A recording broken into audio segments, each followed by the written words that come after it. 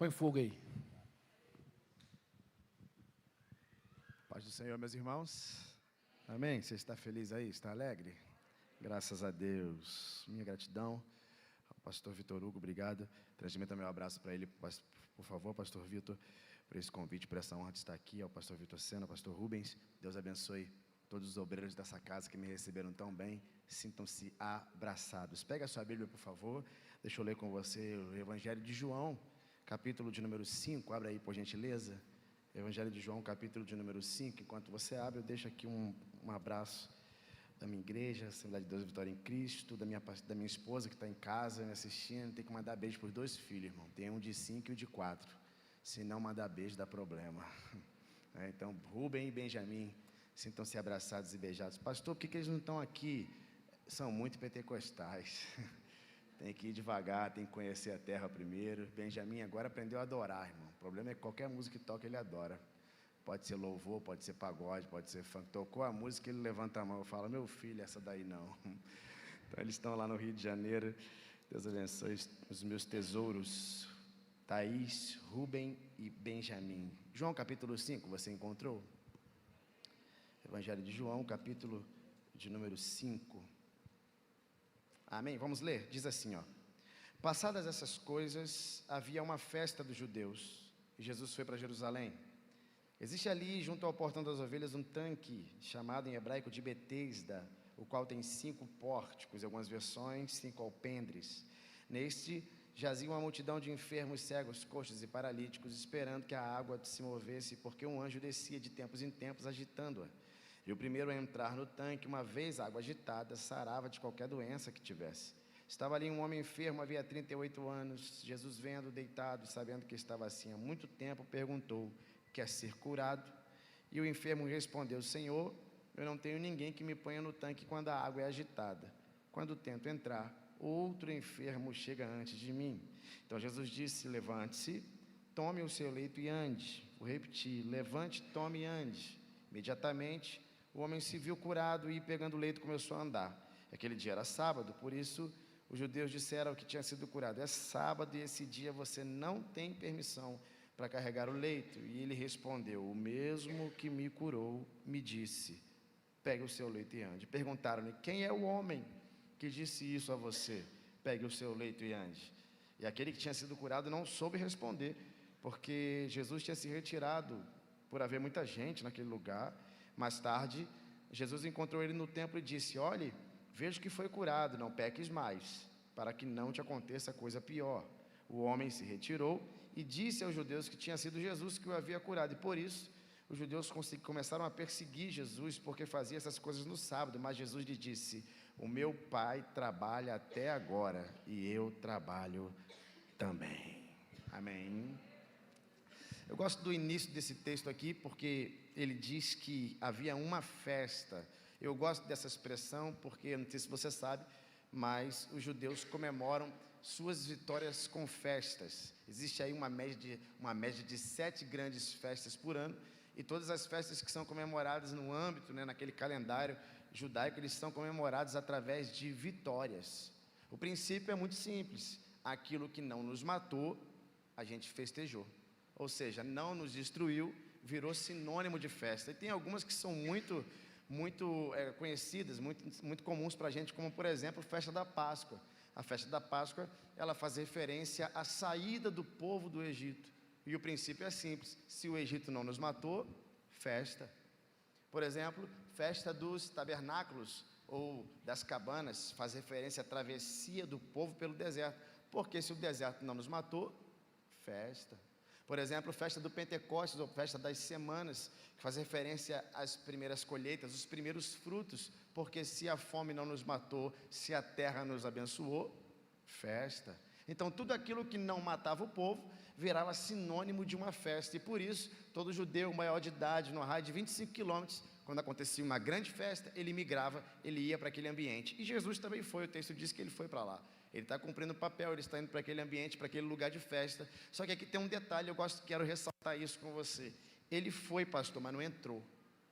Ele foi para aquele ambiente onde uma festa acontecia, mas o texto me mostra ele indo para um outro lugar, e Jerusalém tinha muitas portas, e o profeta Neemias fala muito bem sobre elas, e o texto vai dando direção para a gente, mostrando que ele está indo, né, em direção a uma porta chamada Porta das Ovelhas.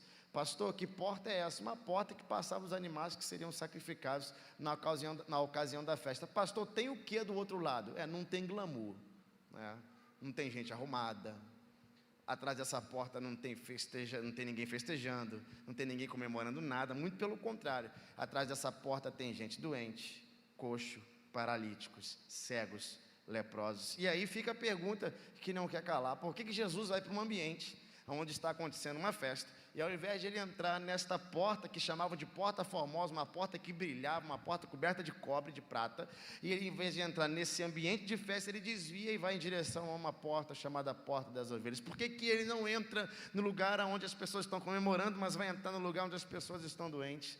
A pergunta que não quer calar é: por que Jesus desviou o caminho dele dessa porta para entrar nesta outra porta? E a resposta é muito simples: é porque o nosso Deus não maquia as coisas. Jesus não passa tinta no defeito para parecer perfeito, é muito pelo contrário, é exatamente nessas portas que Ele gosta de entrar. Porta que aparecem nossas doenças, porta que aparecem nossos problemas, porta que aparecem as nossas verdades, é nessa porta que Ele entra para mudar a nossa história. Jesus não quer entrar nas nossas portas facebookianas ou instagramizadas, onde tudo parece que está bem, quando na verdade não está nada bem. É exatamente nessas outras portas que Ele gosta de entrar, que aparecem nossas vulnerabilidades, que aparecem as nossas paraplegias. Jesus entra em portas que psicólogo não entra, que psiquiatra não entra, que remédio antidepressivo não entra, que livro de autoajuda não entra, que coach não entra. Eu vim pregar um Deus que entra onde ninguém entra e vai aonde ninguém vai. O meu Deus vai entrar em algumas portas hoje aqui. É nessa porta que Ele confronta a tua vida para curar a tua alma. Se você hoje tiver coragem de colocar a mão na maçaneta do teu coração e abrir a porta para Ele, Ele entra com cura, entra com libertação, entra com salvação, entra com transformação, entra com uma nova unção, entra transformando a tua vida de maneira... Tem alguém para receber essa palavra profética aqui? Será que tem alguém com disposição para abrir a porta e dizer: entra Jesus, e Ele vai entrar? Uou! Por isso que eu gosto de Apocalipse 3:20, eis que estou à porta e bato. Aquele que ouvir a minha voz e abrir, eu entrarei, cearei com ele e ele comigo. É por isso que ele é carpinteiro. Como assim, pastor? É porque os filmes de Hollywood transformaram o carpinteiro numa coisa que ele não faz. Eu gosto de filme, e aí, principalmente se for filme sobre Jesus. Quando vai chegando perto do Natal, começa a aparecer um monte, né? Aí tem um filme antigo de 1974, esse tem 6 horas de filme, só que na televisão só passa 4. E o que você faz, pastor? Eu assisto as 4. Minha esposa fala: de novo? Não aguento mais, não tenho mais moderno não tenho The Shows aí não. Eu falei: não, vamos ver esse aqui mesmo. E aí no meio do filme, Jesus está lá, de repente Jesus começa a fazer cadeira, começa a fazer mesa, começa a fazer banco. E eu achava fantástico aquilo, mas depois eu descobri que carpinteiro não faz isso, quem faz isso é marceneiro.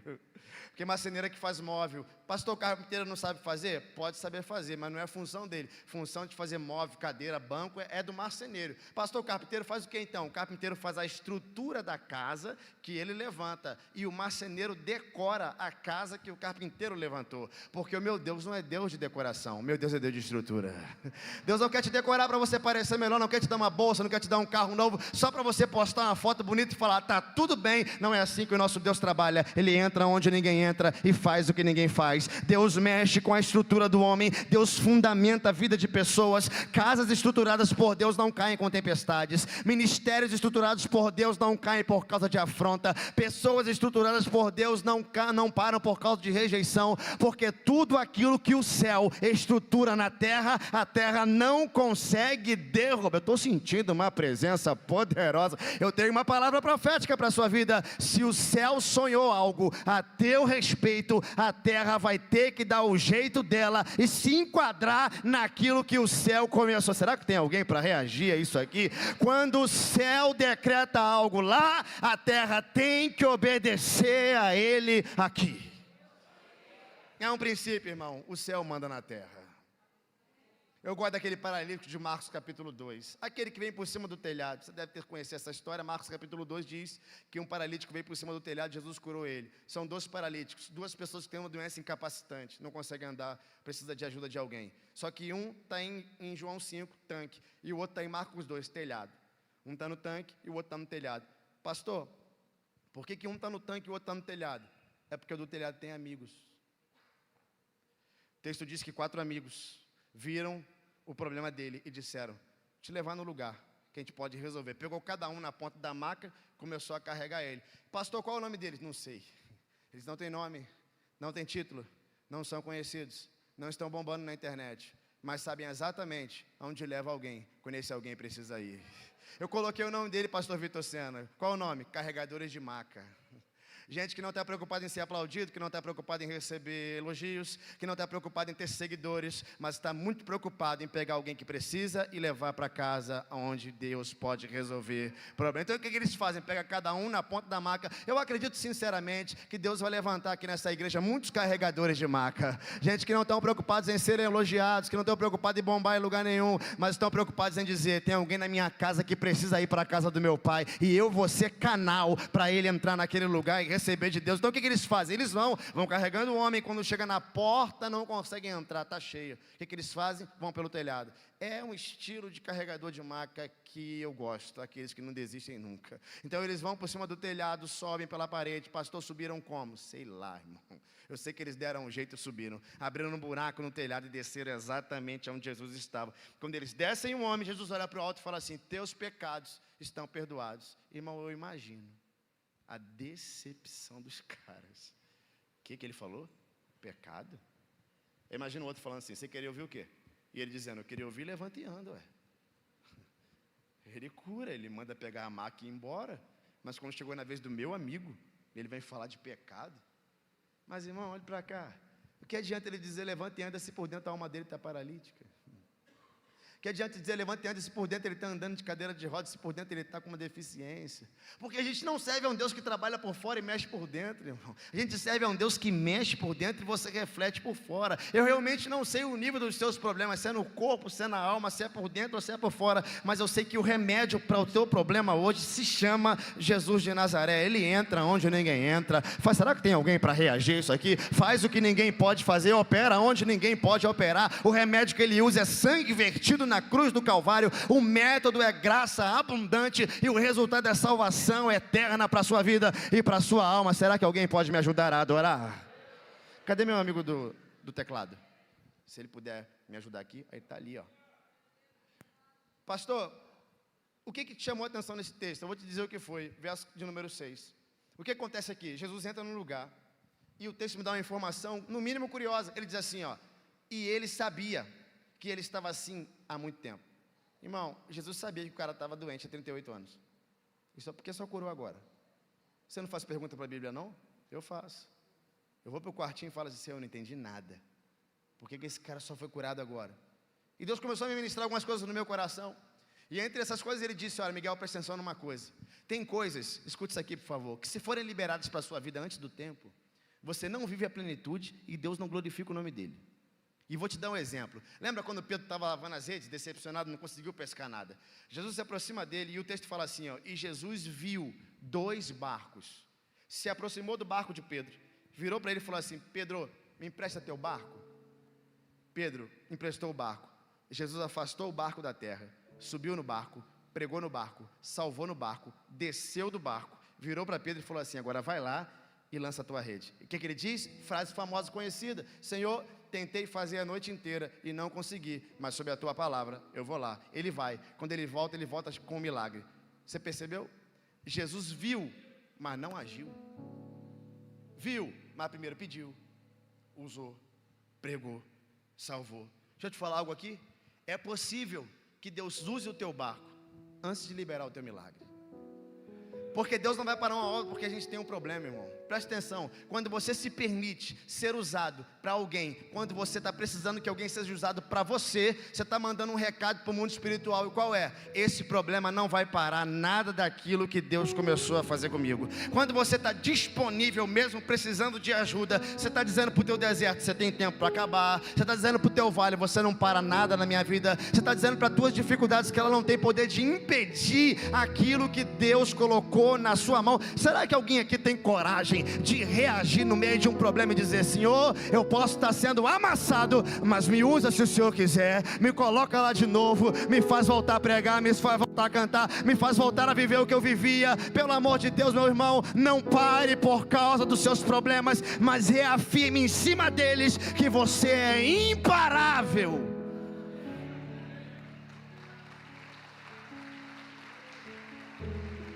Diga para os seus problemas: você não tem poder de parar aquilo que Deus começou em mim. Mande um recado para eles. Quando Jesus olhou para ele e falou assim: você quer ser curado? Ele disse: eu não tenho ninguém que me ponha lá, eu não vou nem botar culpa nele. Eu já vi os pregadores batendo em cima do cara.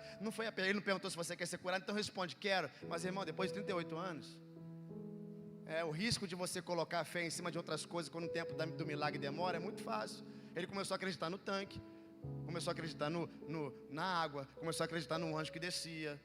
Só que Jesus desviou da porta da festa, entrou na porta das ovelhas, passou no meio de coxo, cego, paralítico, enfermo, para mostrar para um homem que o que ele precisava não era de estratégia, o que ele precisava não era de água, porque tem coisa que tanque não resolve, tem coisa que anjo não resolve, tem coisa que água agitada não vai resolver, que dinheiro não vai resolver, que conexões não vão resolver, que conhecimento não vai resolver, que faculdade, que título não resolve. Mas quando ele entra, uau, pastor, meu problema é financeiro, o dono do ouro e da prata resolve. Pastor, porque o meu problema, ele é maligno, eu estou sendo afrontado pelas trevas. O general de batalha que nunca perdeu uma guerra, ele resolve. Pastor, meu problema é psicológico, eu tenho um problema na mente, o psicólogo dos psicólogos resolve. Pastor, o meu problema é porque eu peco demais, aquele que derramou graça sobre a terra e sangue vertido na cruz do Calvário, ele resolve. Não há problema que Deus não possa resolver, porque para ele nada é impossível. Se você entrou aqui doente, cabisbaixo, querendo para o médico dos médicos, também resolve. Eu não vim pregar um Deus que está apático, mas está resolvendo, mudando, transformando. Será que tem alguém disponível para abrir a porta do coração e dizer: entra, Jesus, a casa é tua, fica à vontade. Você não entrou num culto qualquer, irmão, você entrou num ambiente profético. Todas as coisas são possíveis nos lugares que Deus fala. Todas as coisas são possíveis. Interessante que ele libera a palavra para o cara. A Bíblia diz que quando ele fala: levanta, tome e anda, ele se viu curado. Deixa eu te falar algo aqui importante. Você precisa ver. O que é ver? Quando você recebe uma palavra, você precisa enxergar o que aquela palavra está te dizendo. Eu tenho 2 filhos, um de 6 e um de 5 anos. Eu falei a idade deles errada aqui, agora estou corrigindo. Um de 6 e um de 5 anos. O de 6 anos é autista, pastor Vitor. Autista. Quando eu peguei o diagnóstico dele, foi interessante.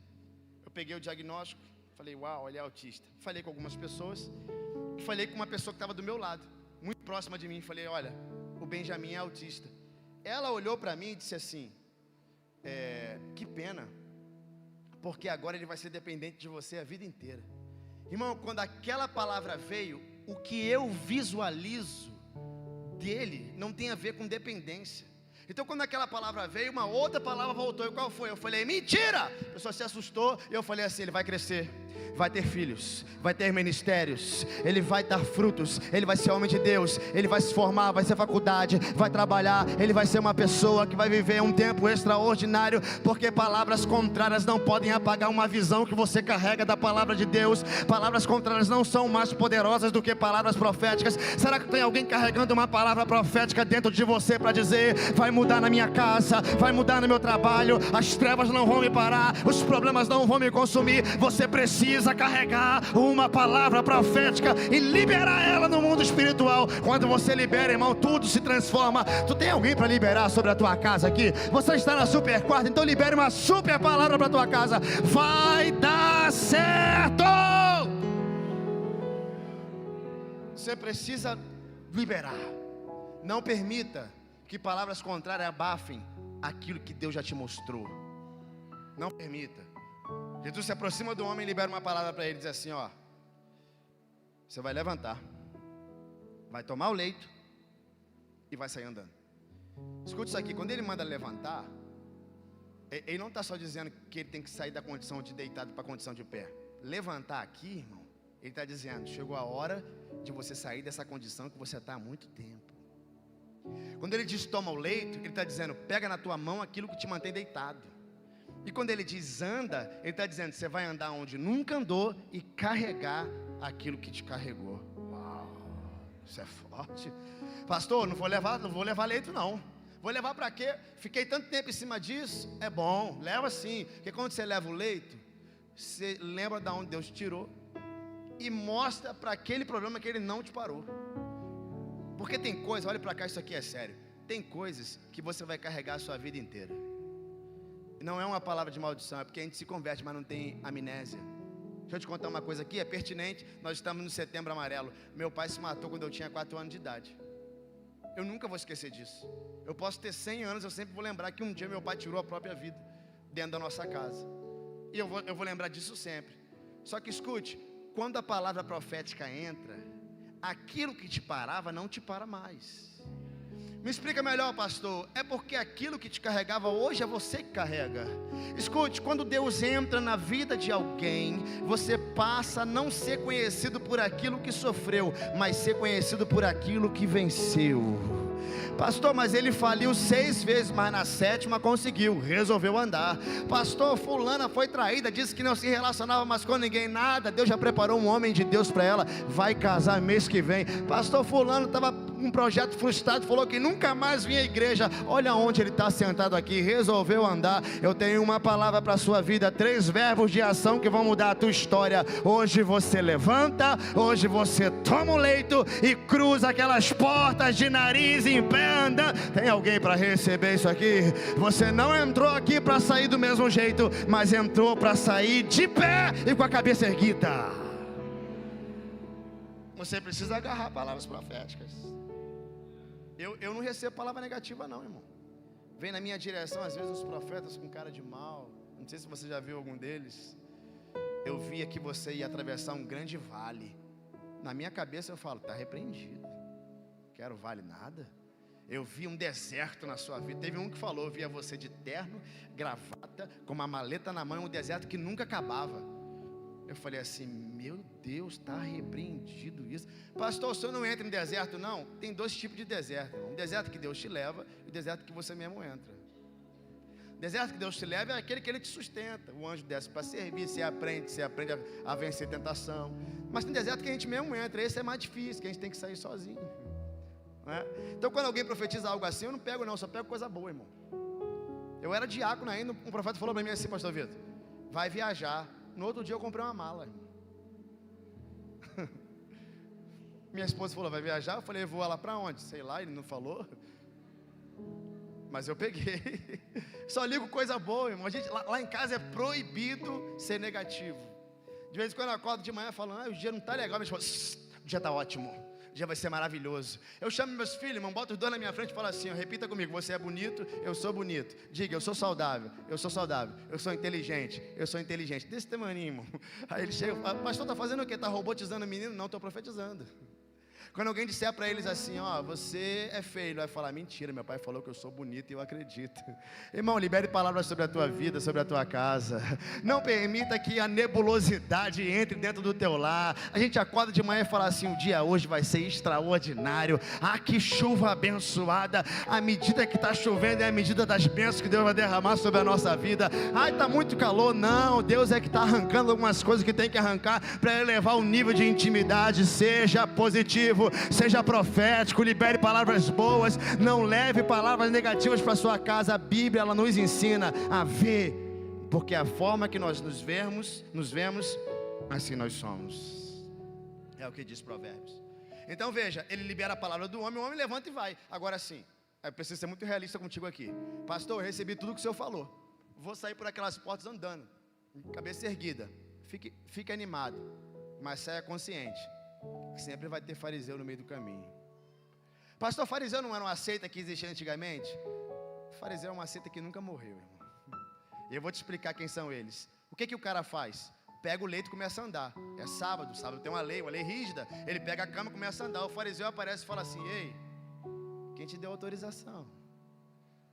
O cara está dando a volta por cima, está saindo de 38 anos de dor, está vivendo um milagre. E alguém fala assim, quem te deu autorização para carregar o leito? Sabe o que ele está dizendo? Hoje é quarta-feira, irmão. Quem te autorizou a receber milagre hoje aqui? Quem te deu autorização a receber palavras proféticas? Quem foi que te ensinou que você vai ter que dar a volta por cima? Isso está errado. Você não pode carregar o leito. E a resposta do ex-coxo é a resposta que você tem que dar para eles. Qual é? Aquele que me curou.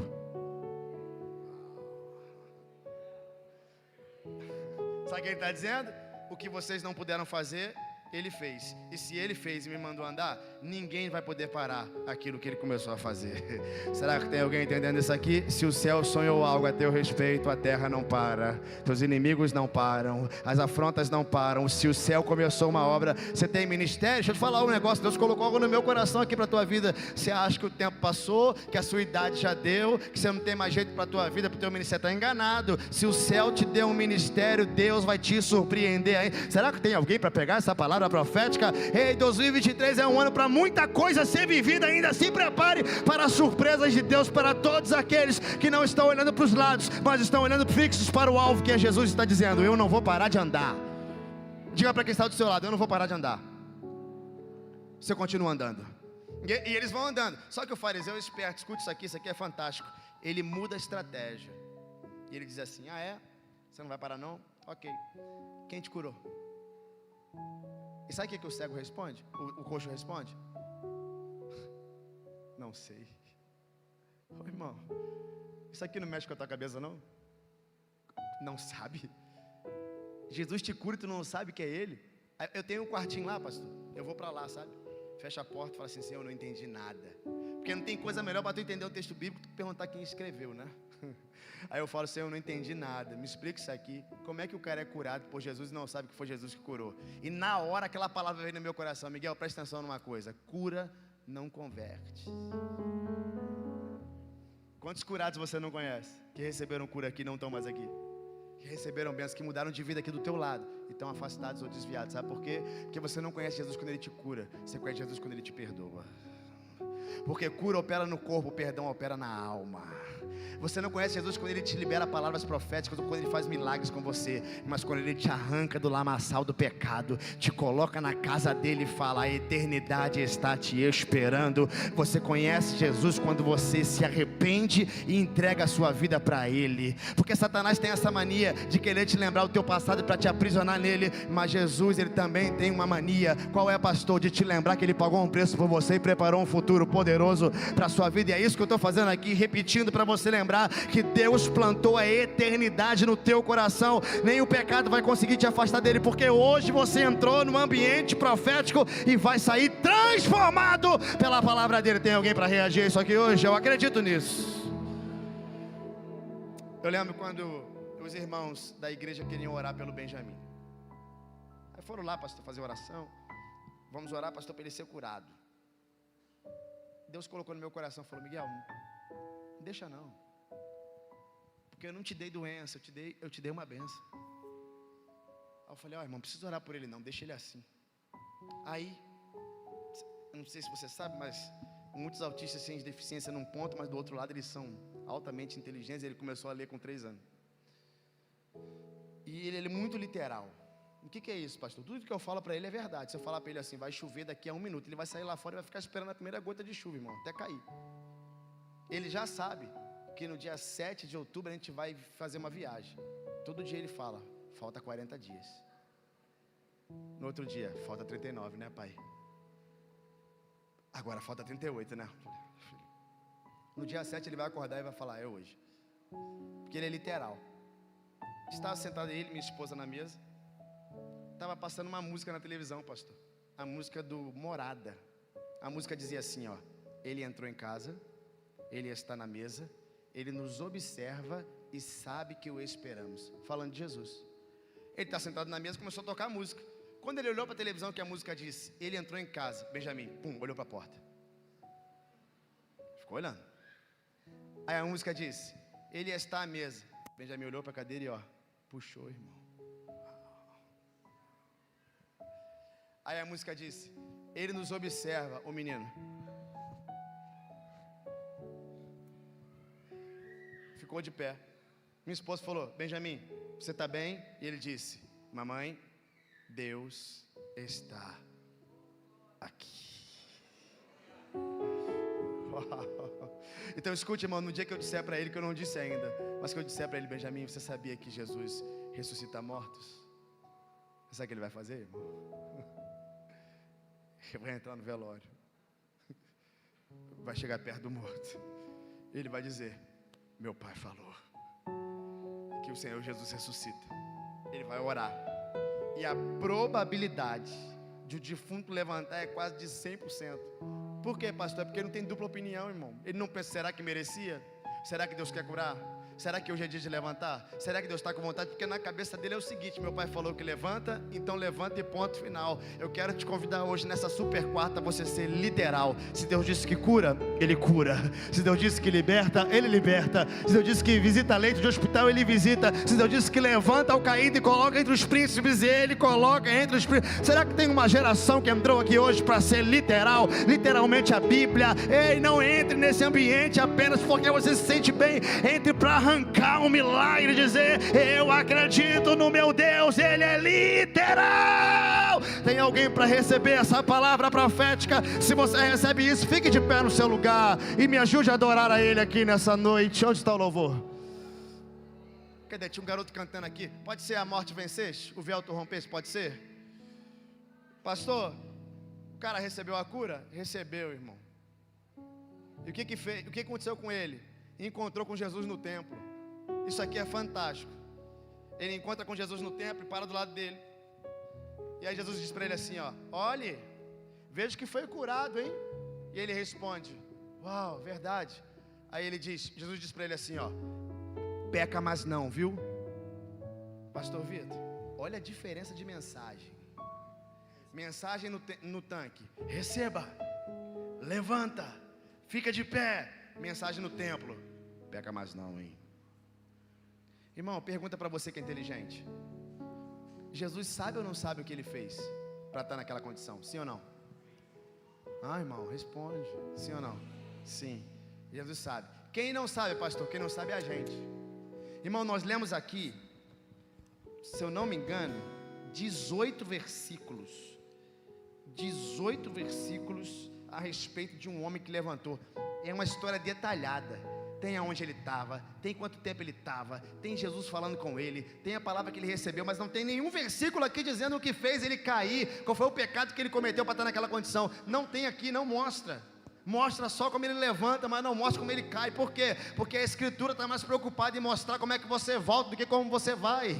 O texto não está preocupado com a queda desse homem, ele está preocupado como ele levantou. Porque Deus se preocupa mais com o que você faz quando entra aqui, com o que você faz quando sai. Porque se um erro definisse uma história, ninguém estaria aqui mais. Porque se um erro definisse uma história, louvor, Abraão não seria pai da fé, ele seria mentiroso, porque disse que Sara não era esposa, mas chamamos de pai da fé. Se o erro definisse uma história, nós chamaríamos Isaac de mentiroso, porque disse que Rebeca não era esposa, mas chamamos de filho da promessa. Se o erro definisse uma história, nós chamaríamos Davi de adúltero, de assassino, mas chamamos de homem segundo o coração de Deus. Se o erro definisse uma história, nós chamaríamos Isaías de profeta de lábios impuros, mas chamamos de profeta messiânico, porque um erro não define uma história. Se o erro definisse uma história, nós chamaríamos Pedro de negador de Jesus, cortador de orelha, violento, arrogante, mas chamamos ele de pregador do Pentecostes, salvando 3.000 almas na primeira mensagem. Se um erro definisse uma história, eu chamaria Paulo de perseguidor da igreja,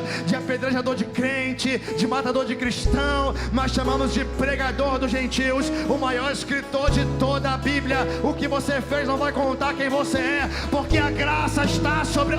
erga suas mãos. Onde estão aqueles que receberam a graça? Não mereciam, mas a morte foi vencida, o céu entrou na história e mudou. Então erga suas mãos. A morte, erga suas mãos aí, diga: a morte venceste. Tem alguém para reagir?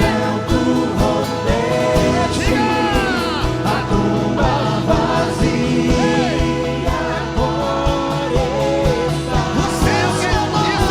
O céu te adora.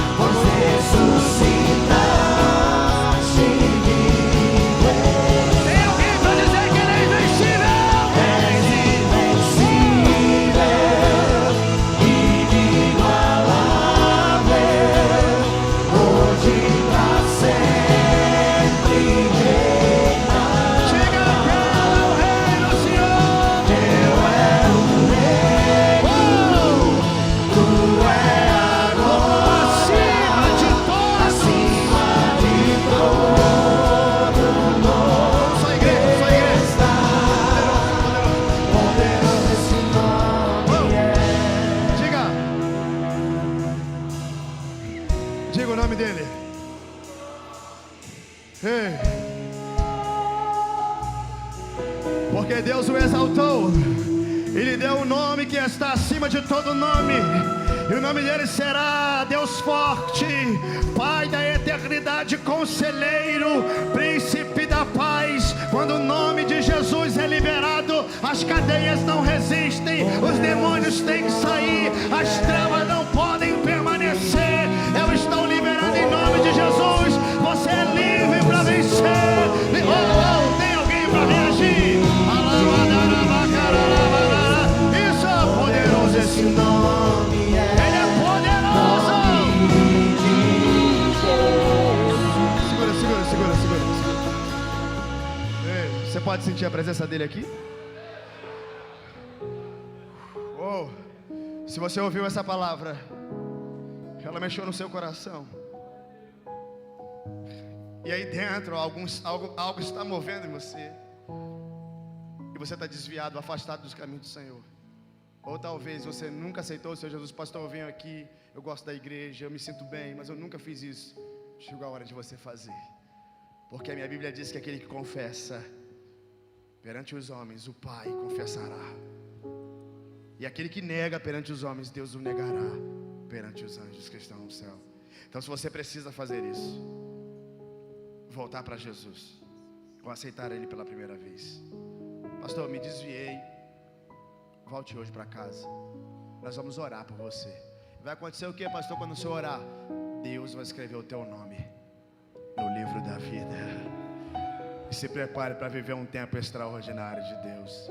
Tem alguém aqui hoje que precisa voltar para Jesus? Sai do seu lugar e comece uma nova vida. Aonde está você? Tem alguém? Nós vamos orar por você. E se prepare para viver um tempo novo. Se prepare para viver coisas poderosas. Olha, eu lembro, eu aceitei Jesus com 19 anos, com 20 anos. E aí eu tinha tendências suicidas. Eu nunca tentei me matar, mas eu via prédios altos, eu queria pular. Eu me sentia assim.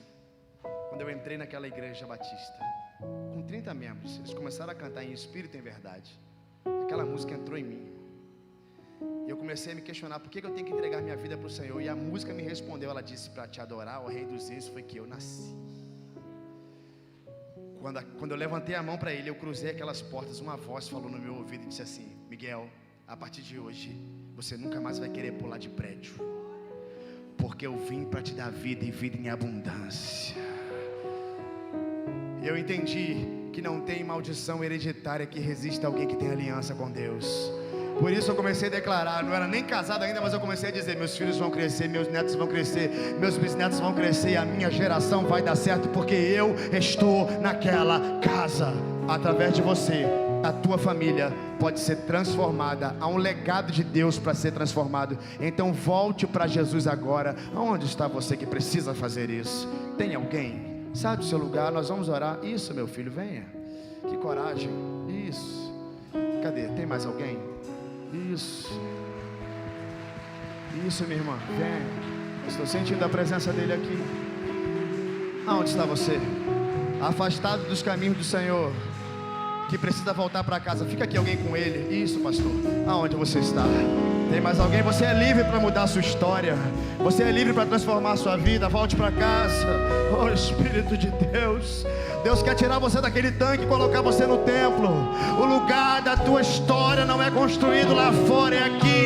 Você está na casa do seu pai. Há um legado, há uma história. Nenhuma maldição vai arrancar você da presença dele. Deixa eu te falar algo aqui.